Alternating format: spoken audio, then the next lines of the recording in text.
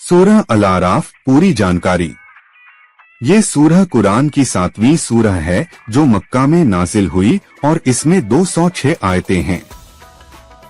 इस सूरह का नाम अल-आराफ यानी ऊंची जगह इसलिए रखा गया क्योंकि इसमें आखिरत में जन्नत और दोज़ख के बीच एक ऊंची जगह का जिक्र है। ये सूरह मक्के के बहुत मुश्किल दौर में नाजिल हुई जब मूर्ति पूजक नबी और सहाबा पर बहुत जुल्म कर रहे थे। इस सूरह में पिछली कौमों के अजाब के किस्से इसलिए बताए गए ताकि मक्के के लोग सबक लें और अल्लाह के अजाब से डरें। ये सूरह हमें इतिहास के सबक सिखाती है और पिछली कौमों के हालात और पैगंबरों के साथ उनकी कौमों के व्यवहार के बारे में बताती है।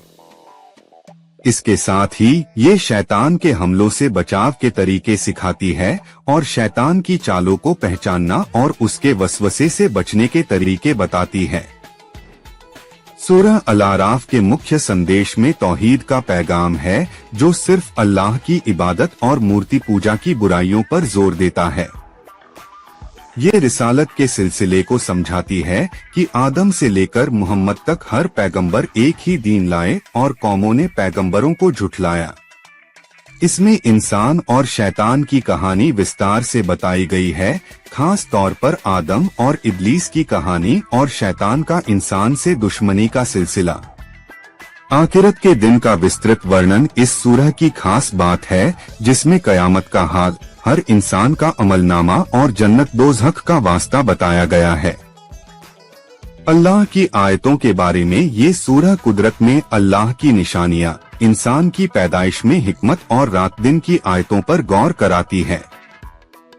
दुआ की अहमियत भी इस सूरह का अहम हिस्सा है जो अल्लाह से मदद मांगने, दुआ के आदाब और दुआ के कबूल होने के वक्त के बारे में बताती है।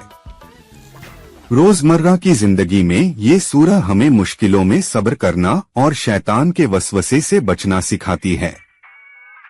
ये दावते दीन के काम में काम आती है और गैर मुस्लिमों को इस्लाम समझाने और पिछली कौमों के अजाब से डराने में मदद करती है। अकीदे की मजबूती के लिए ये सूरह आखिरत पर यकीन पक्का करती है और अल्लाह की कुदरत पर गौर करना सिखाती है। अमल की सुधार में ये अच्छे अमल करने की प्रेरणा देती है और बुराइयों से बचने की नसीहत करती है। इतिहास से सबक लेकर पिछली कौमों की गलतियां न दोहराना और अल्लाह के अजाब से डरना भी इस सूरह की अहम सीख है। आसान भाषा में कहें तो सूरह अल-आराफ हमें बताती है कि इंसान की जंग असल में शैतान से है और पिछली कौमों के बारे में बताकर हमें चेतावनी देती है। ये हमें आखिरत के दिन की याद दिलाती है और सिखाती है कि हमें अपने अमलों का हिसाब देना होगा।